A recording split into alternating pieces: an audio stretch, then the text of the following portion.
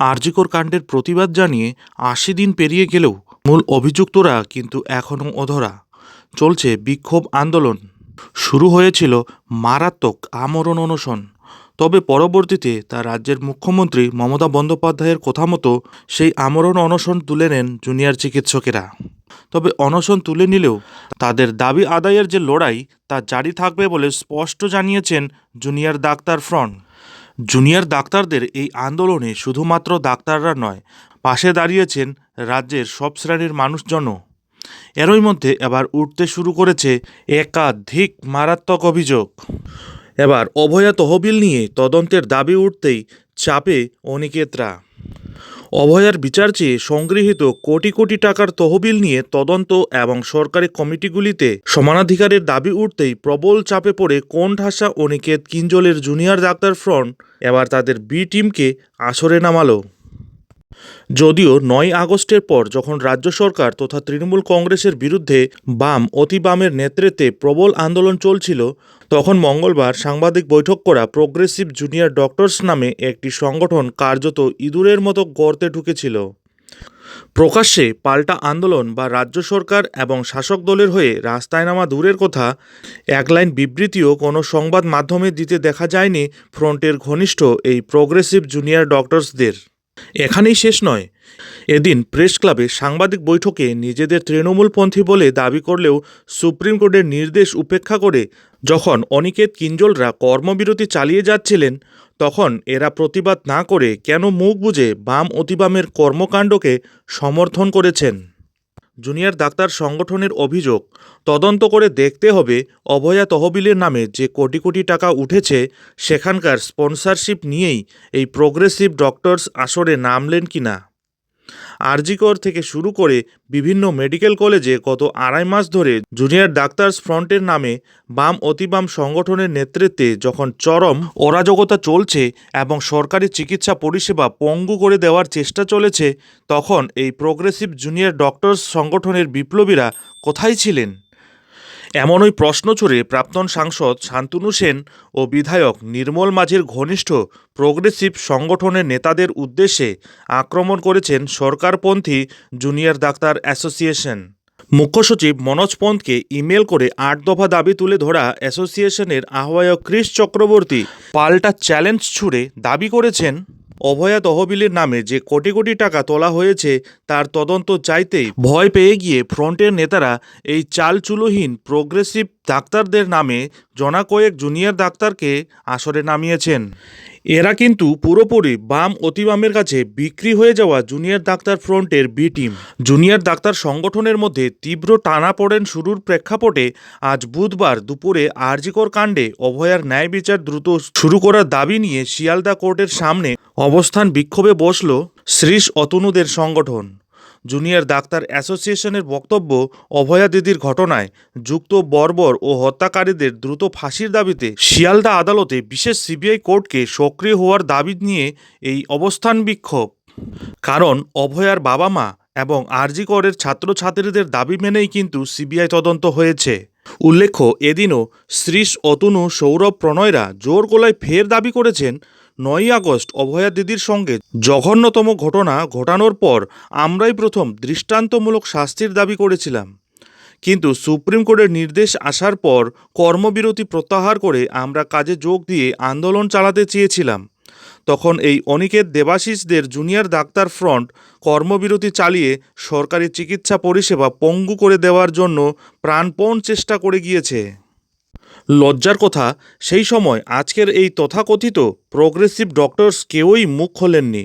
উল্টে এদের সুরে সুর মিলিয়ে মমতা বন্দ্যোপাধ্যায়ের সরকারকে বিপাকে ফেলার প্রচেষ্টায় সঙ্গ দিয়েছে। এদিন প্রেস ক্লাবে সাংবাদিক বৈঠক করে প্রোগ্রেসিভ জুনিয়র ডাক্তার অভিযোগ করেছেন, যারা ৫ দিন আগে জুনিয়র ডাক্তার অ্যাসোসিয়েশন এর সভ্য হিসেবে দাবি তুলেছেন, তারা নাকি অভিক বিরূপাক্ষ ও জেলবন্দি সন্দীপ ঘোষের ঘনিষ্ঠ। শুধু তাই নয়, অ্যাসোসিয়েশনের শ্রীশ প্রণয় অতনুদের রীতিমতো অনিকেতের ভাষায় ক্রিমিনাল বলে মন্তব্য করেছেন প্রোগ্রেসিভ ডক্টর সংগঠনের তরফে রাজীব বিশ্বাস ও ঋতুপর্ণা কোয়াল। এরই জবাবে শ্রীশ চক্রবর্তী বলেন, রামপুরহাট মেডিকেলের শেখ শাহবাজ বা বর্ধমান মেডিকেলের রিজওয়ানুর জামান কি নটোরিয়াস ক্রিমিনাল নয়? শাহবাজের বিরুদ্ধে ডাক্তারি ছাত্রীকে আত্মহত্যার প্ররোচনা কাণ্ডে এফআইআরের নাম, সহপাঠীকে শ্লীলতাহানি করার ঘটনায় ডায়মন্ড হারবার মেডিকেল কলেজের সাগনিকের বিরুদ্ধেও একই অভিযোগ থাকলেও কেন রাজীব বিশ্বাসরা মুখ বন্ধ করে আছেন? আর এরপরই অ্যাসোসিয়েশনের সদস্যরা পাল্টা চ্যালেঞ্জ ছুড়ে বলেছেন, অনিকেত দেবাশিসদের কথাগুলি প্রোগ্রেসিভ সংগঠনের মুখে প্রতিধ্বনিত হচ্ছে। বাম অতি বামেদের হাতের পুতুল অনিকেতদের হয়ে আসরে নামা এই তথাকথিত প্রোগ্রেসিভ জুনিয়র ডাক্তারদের কি আদৌ শান্তনু নির্মলরা মদত দেবেন?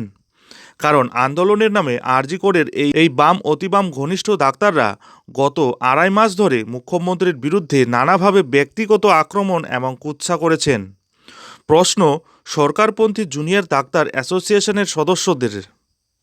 অন্যদিকে আরজি কোডের নিজেদের কনভেনশনের সিদ্ধান্ত মেনে আজ বুধবার সল্টলেকে সিজিও কমপ্লেক্সে সিবিআই দপ্তর ঘেরাওয়ের ডাক দিয়েছিল জুনিয়র ডাক্তার্স ফ্রন্ট। তাদের অভিযোগ, সিবিআই কলকাতা পুলিশের সঙ্গে যোগসাযোগ করে প্রকৃত অপরাধীদের আড়াল করতে চাইছে। তাই কলকাতা পুলিশ যাকে গ্রেপ্তার করেছে একমাত্র তাকেই অভিযুক্ত খাড়া করে চার্জশিট দিয়েছে। আমরা ওই চার্জশিট মানি না। কলকাতা হাইকোর্টের রায়ে আরজি করে সাসপেন্ড বহিষ্কার হওয়া 53 জন জুনিয়র চিকিৎসকদের ফের হাসপাতালে চিকিৎসা পরিষেবায় ফিরিয়ে নিতে বলা হয়।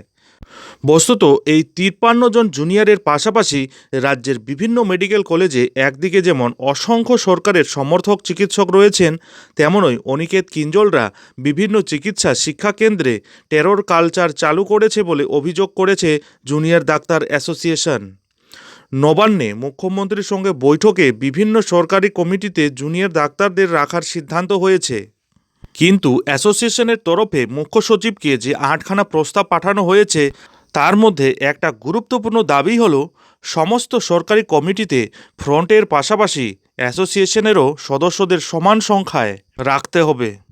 বস্তুত কোটি কোটি টাকা অভয়া তহবিলে তদন্তের দাবির পাশাপাশি এই সমানাধিকারের দাবি প্রবল চাপে ফেলে দিয়েছে অনিকেত দেবাশিসদের। আর সেই কারণেই প্রাক্তন সাংসদ শান্তনু সেন এবং নির্মল মাঝিদের ঘনিষ্ঠ এই প্রোগ্রেসিভ ডক্টর অ্যাসোসিয়েশনকে মাঠে নামিয়ে শ্রীশ অতনু সৌরভদের বিরুদ্ধে বিবৃতি দেওয়াচ্ছে। কারণ রামপুরহাট কলেজের ডাক্তারি ছাত্রী মধুমিতা ঘোষ থেকে শুরু করে আরজি কোডের সৌমিত্র বিশ্বাস হত্যার পুনরায় তদন্ত এবং বিচার চাওয়া বাম সমর্থক ডাক্তার ও তাদের নেতাদের চরম বিপাকে ফেলে দিয়েছে।